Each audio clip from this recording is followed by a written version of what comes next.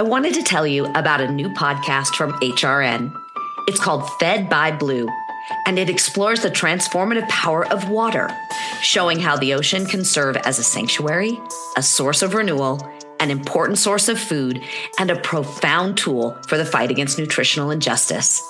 I'm your host, Jennifer Bushman, Executive Director of Fed by Blue, a nonprofit working to highlight the role of responsibly sourced foods from water in the shaping of the future of our world's foods, and the executive producer of Impact for the James Beard and Emmy-nominated PBS docuseries Hope in the Water.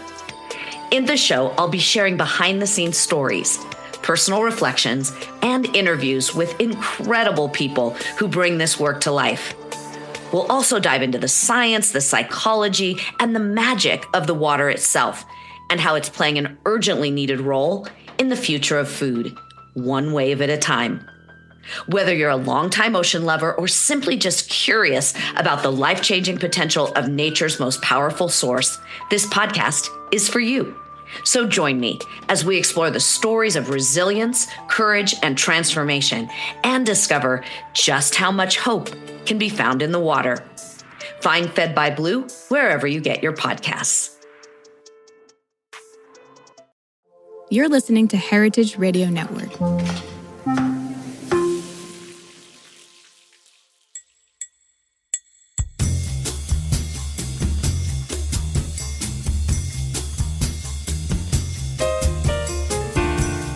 Hello, this is Dana Cowin, and you are listening to the Progressive Hedonist Podcast. I'm super excited to share with you today the interview with Dan Buettner, this country's foremost expert in longevity, because of his work in areas called blue zones. Dan has created a blue zone diet. He has created a book that highlights the reasons why people live long in these blue zones. And Dan is out to help people live longer.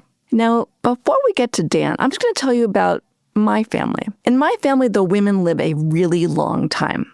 And I promise you, they do not follow a blue zones diet. My grandmother lived to 99. She ate sparingly. She was Midwestern. And I think that, she's from good stock. She ate well. She never really thought about it. My mother was New York City through and through, always on the move. That meant her diet was Heath bars, Hershey Kisses, pork rinds, black coffee, those Danish butter cookies, those I really liked. And she would go out to dinner. She never cooked, and she is hale and 95 and sparkly, and every time I see her, I am reminded about, diet isn't everything, because here's my mom. So I wanted to talk to Dan Buettner partly about the Blue Zone diet, but really, I wanted to ask Dan a larger question. When you look at the foods in the Blue Zone diet, like beans, do you realize that those beans are also part of a climate-friendly diet? I wanted to know if, in researching the blue zones, he also had discovered the secret to solving the climate problem. What could he extrapolate from his work that would help us have a longer and healthier future? Dan had a lot to say about that and about progressive hedonists, because my theory with progressive hedonists is that we all can make small changes to have an impact, and some of that is not wasting food. Some of that is having food like beans that are great for us and great for the planet. Part of it is gathering so that we support one another and we create a community of care and love and fun. If you listen in, you will hear what Dan Buettner thinks about my belief in individual change as the power to a better future. Here we go, me and the expert on longevity, Dan Buettner.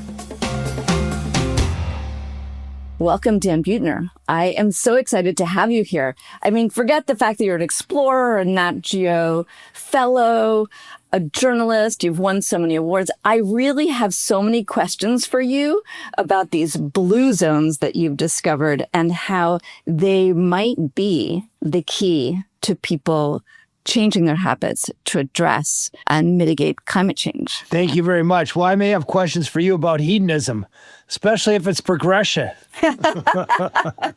Yes, I hate digressive hedonism. It's all about progressive hedonism. Hedonism into the future. Better hedonism for all. Yes. Oh, my goodness. I think we now have a stump speech.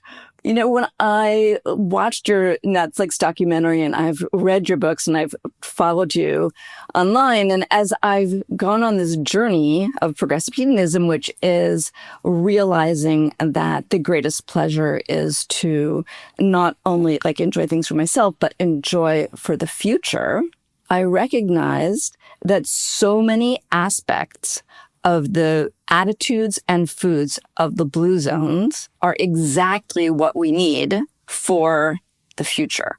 As a progressive hedonist and thinking about food, joy, and climate change, I'm thinking about diet, right? And one of the first things that anyone will tell you who's addressing climate change is how important a plant-based diet is. They'll tell you how important beans are, for example, just as a place to start. And I'm curious just your initial thoughts on what the intersection might be between the attitudes and diets of people in the blue zones and the potential for that being climate forward living. Well, I wish I could tell you that the people in the blue zones have some sort of enlightened attitude, but they don't. That doesn't mean there's not powerful lessons for us. So they've evolved in an environment of hardship and scarcity for the most part. And just as tell people what a blue zone is, it's an area where people live statistically longest. And the project with National Geographic and the National Institutes on Aging was to, in a sense, reverse engineer longevity. So only about 20% of how long we live is dictated by our genes. The other 80% is something else. So the reasoning chain dictated that we find areas working with demographers that we know people are living longer. And what that means is they're avoiding chronic diseases like heart disease and diabetes and certain cancers that foreshorten our lives. So they're living about 10 years longer. Middle age, by the way, 10 extra years. These people don't have better genes. They don't have a better sense of individual responsibility. They don't have better discipline. They don't have some grand enlightenment. But they, through a sort of social evolution of trial and error over the decades, have figured out a way to live. And it has yielded a culture in all 5 cases. By the way, the longest lived women are in Okinawa, Japan. The longest lived men are in the highlands of Sardinia, an island in Greece called Ikaria, a place where only about 1 or 2% of people suffer from dementia. Nicoya Peninsula of Costa Rica, lowest rate of middle-aged mortality in the world, and they spend 1/15 the amount we do on healthcare. And in the United States, in Loma Linda, California, the Seventh-day Adventists. So here are 5 cultures living about a decade longer in most cases. And what are they doing? Well, to your point, they do live low on the food chain. They're eating mostly a whole food, plant-based diet, not because they have reason, oh, this is going to save the planet.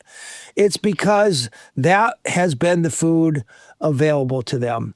And they've learned how to make it delicious. They've learned how to keep the sort of food supply chain going throughout time. And they have integrated into their culture. So they are unconsciously eating things like grains and greens and garden vegetables and tubers. And to your point earlier, beans. Beans are the cornerstone of every longevity diet in the world. If you're eating a cup of beans a day, it's worth about 4 extra years of life expectancy. And you eat too, Dan, don't you? I've read. I start my day every single day with a Sardinian minestrone, which is in the the sodium slurry that we call minestrone here in the United States. It is chunky vegetables and beans and savory herbs and finished with an extra virgin olive oil. And I don't get the sugar spike that people who eat cereal do, or yogurt, by the way, which has more sugar than Coke. And I don't have the phlegmatic sluggishness that comes from eating eggs and bacon like a lot of Americans do. So I start my day with half the fiber I need, most of the vitamins, and all the protein I would get in a small hamburger in that bowl of deliciousness I call Sardinia minestrone. That is an amazing way to start the day. I'm gonna try it and see how that works for me. You make it from scratch? I make it from scratch. I use an Instapot. I hope that isn't a horror to you, but the reality, and I know you're dedicating this podcast in the next chapter of your life to help Americans eat not only for their health but also for the climate. And the reality is if you go to middle America, women are pressed for time, or at least they perceive they're pressed for time. And the excuse you'll most often get, people will say, for not eating a whole food plant-based diet is, it doesn't taste delicious to me and I don't have time. And I can show people how to clear both of those hurdles. Instapot is one of them. I can assemble 10 servings for under $1 a piece of warm deliciousness that I don't think any of your listeners would say, I don't love this, in under 15 minutes. You got to hit a button and, the food's ready later, but it is a tsunami of deliciousness and longevity. And it's interesting to me because you're applying things that you have learned from these blue zones into your own life, right? Like those cultures eat a lot of beans. What are the other things that you've applied to your own life that you've found? For example, I'm really interested that these cultures tend to have lower levels of stress, which leads to longevity. And when I think about our future and climate, so many people are stressed. I mean, it's one reason people don't do anything. They're just completely stressed out. Yes. So I don't think these people live a stress-free life. They worry about the same things that we do. They worry about their health. They worry about their children. They worry about money. In fact, almost all the blue zones are below the U.S. poverty line, which I think incidentally sends a really interesting message that you don't have to be rich to be healthy. These are the healthiest people on the planet, and they don't make very much money at all, and they don't have very good platinum insurance plans. What they do have are sacred daily rituals that unwind the stress of the human condition. The Okinawans, for example, they'll all have a shrine in their living room. It's an ancestor shrine, and it'll be pictures of their grandmothers, or maybe their grandmother's comb, or their grandfather's watch, or an urn from great-great-grand. And they'll start the day with ancestor veneration, spending a few minutes remembering where they came from and relinquishing the stresses of their life to their ancestors. And I think it's a powerful reminder that none of us are points in time, but rather part of a continuum. Our parents and their parents, and, for most of us, our children and our grandchildren. The Costa Ricans, the Nicoya people in Icaria, they take a daily nap. Nap is a phenomenal unwinder of stress. You take a 15-minute nap, you wake up with lower cortisol levels. I mean, biochemically, you can see it. A 20-minute nap 5 times a week is associated with about a third lower rates of cardiovascular disease. So great, free, basically longevity supplement is your 20-minute nap. And then the Adventists pray. And though I'm not a terribly religious person, having embedded with them, I see that before a meal, they've been busy, they've been stressed, but they say a few words of thanks and gratitude, and they put some punctuation between their stressed out life and their meal. So they eat slower and lower cortisol levels. So cortisol is not interfering as much with their food. And there's more time for that full signal to travel from their belly to their brain, a journey that usually takes about 20 minutes. So if you're eating your entire meal in 15, you could very, very easily eat 20% or 30% more calories than your stomach would otherwise tell you, just because the velocity of speed. And then the Sardinians, well, they just do a happy hour.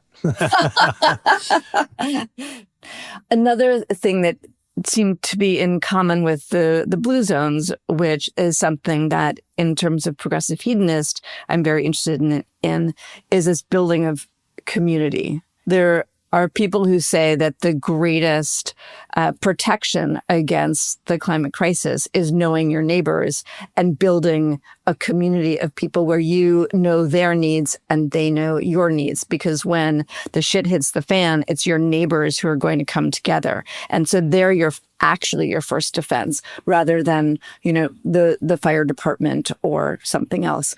And community seems so important in the cultures that you've been studying. And I'd just love to hear more about that. Yeah.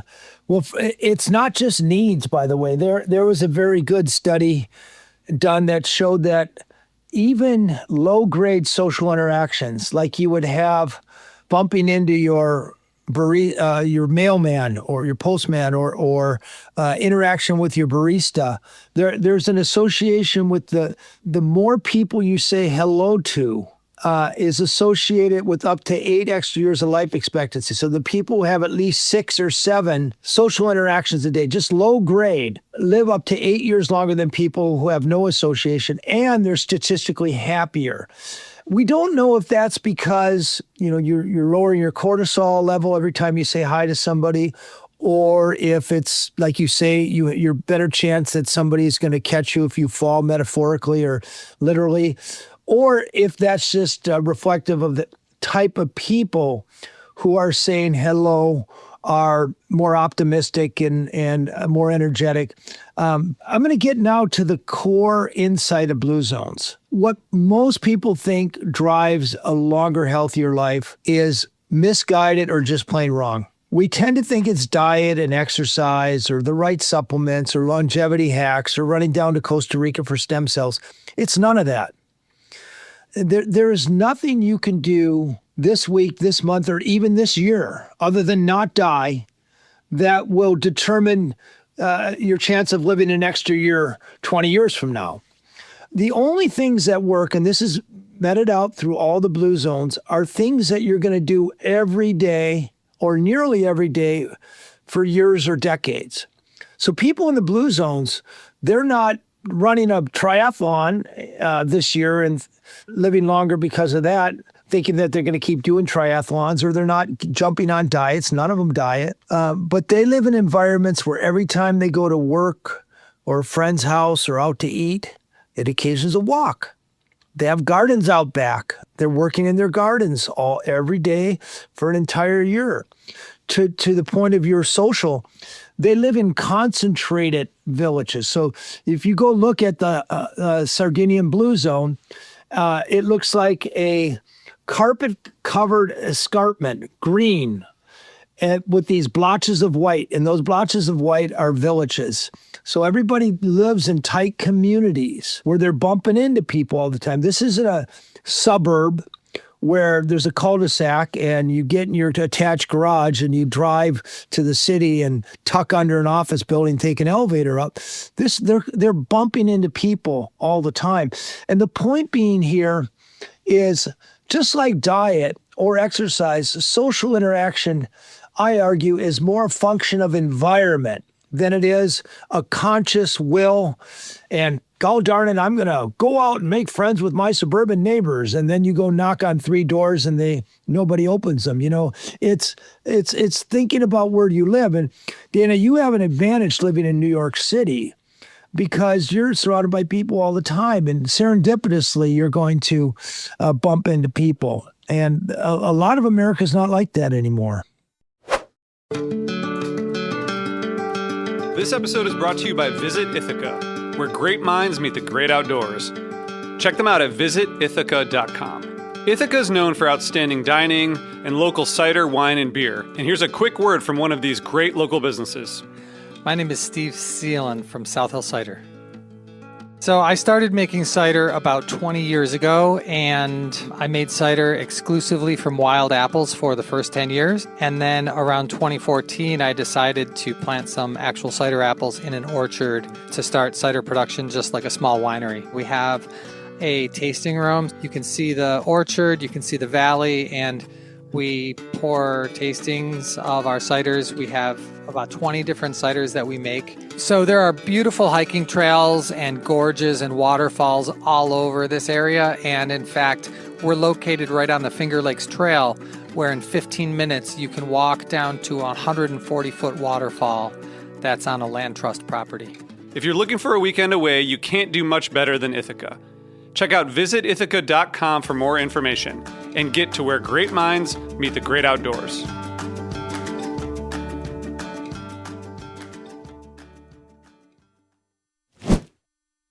You had said how it's micro decisions over decades that helps you lead a longer and happier life. It's less micro decisions, it's unconscious decisions. Most of them are micro.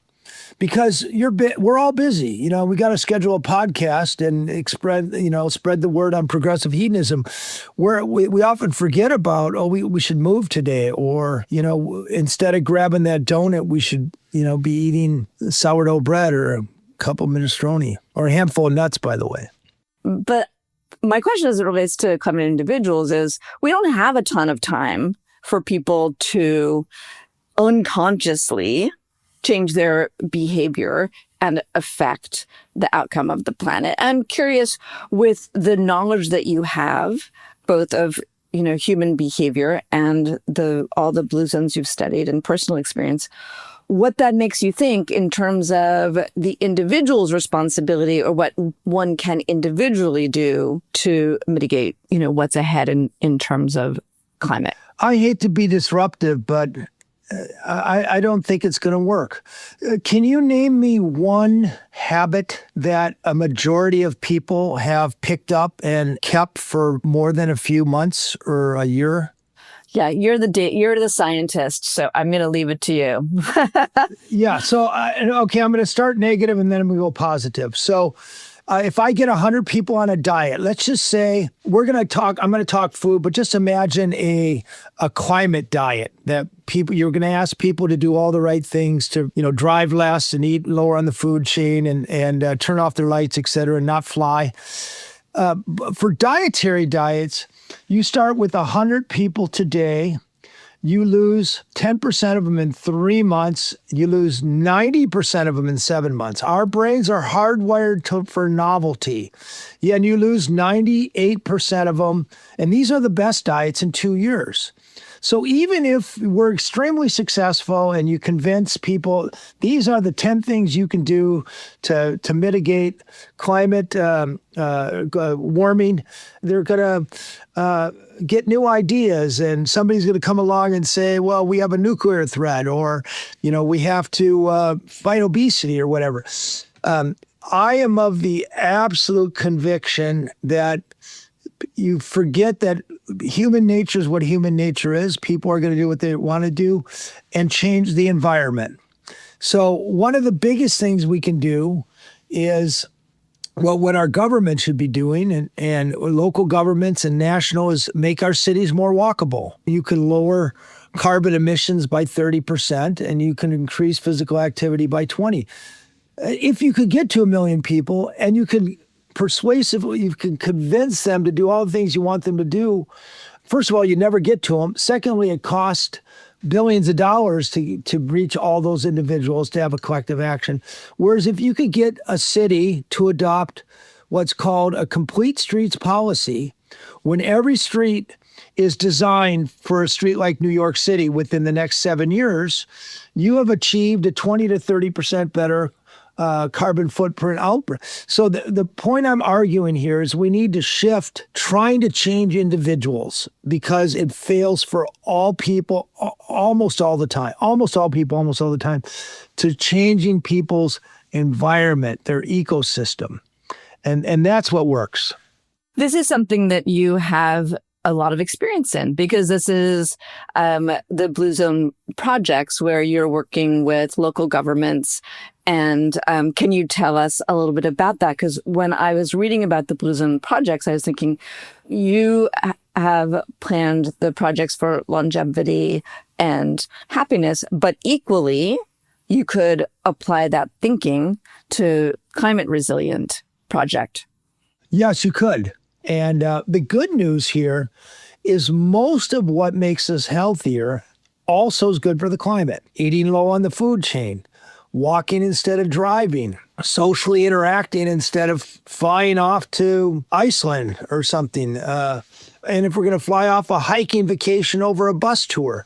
So what's good for the most part, what's good for longevity is good for the climate. And you might as well go for the twofer, in my opinion. I understand that you're saying you really need to change the environment, and the idea that people would, change their own behavior is sort of little to none. On the other hand, it seems like not suggesting people or not giving them information about beans, for example. I mean, you have cookbooks, you have published books that help people live longer. So it seems that though the built environment is your solution, there's also opportunities for individuals at least to not give up, right? Like, why would I want to do things that harm the environment, even if you don't believe that they do it forever or it doesn't have a lasting effect? I'm just curious.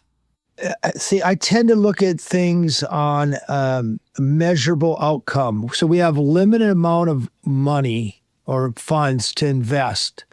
And I guarantee you, by orders of magnitude, investing in a built environment that engineers people's unconscious decisions to do things at the population level is going to produce a much better outcome than trying to guilt or incent or educate people.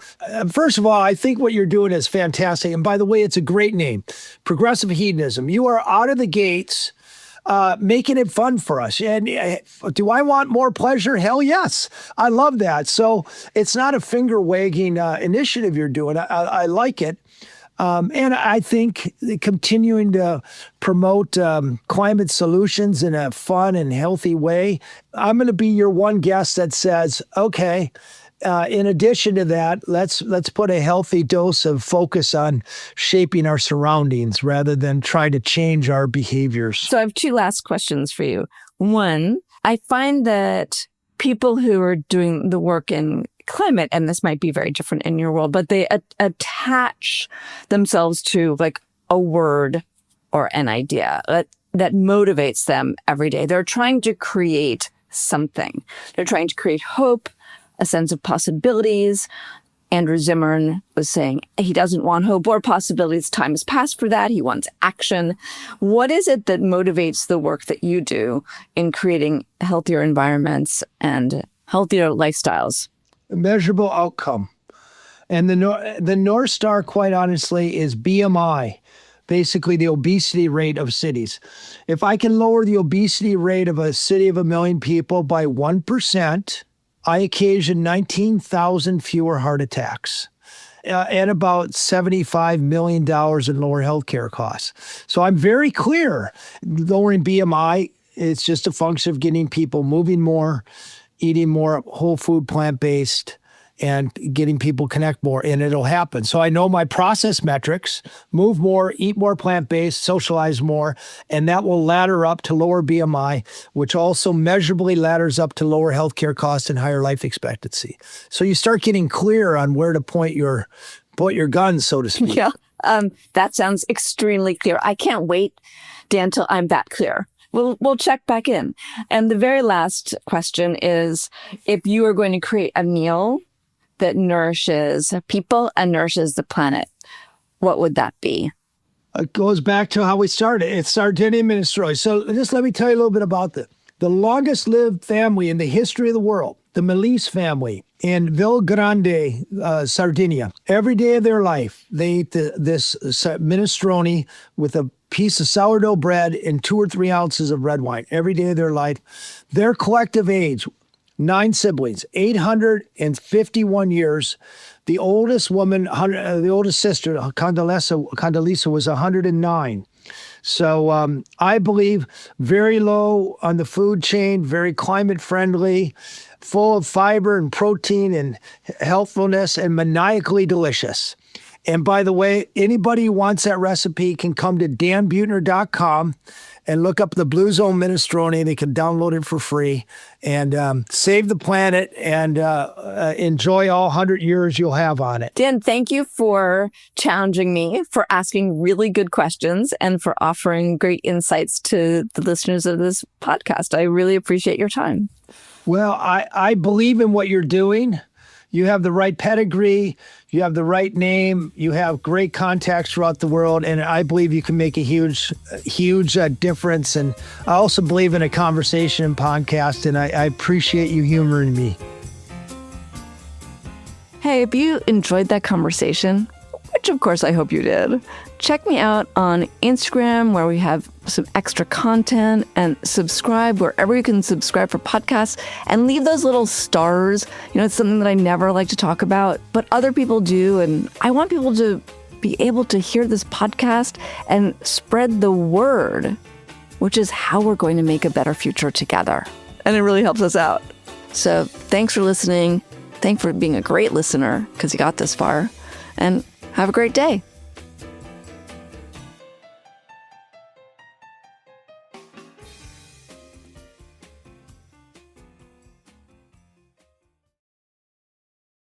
I wanted to tell you about a new podcast from HRN.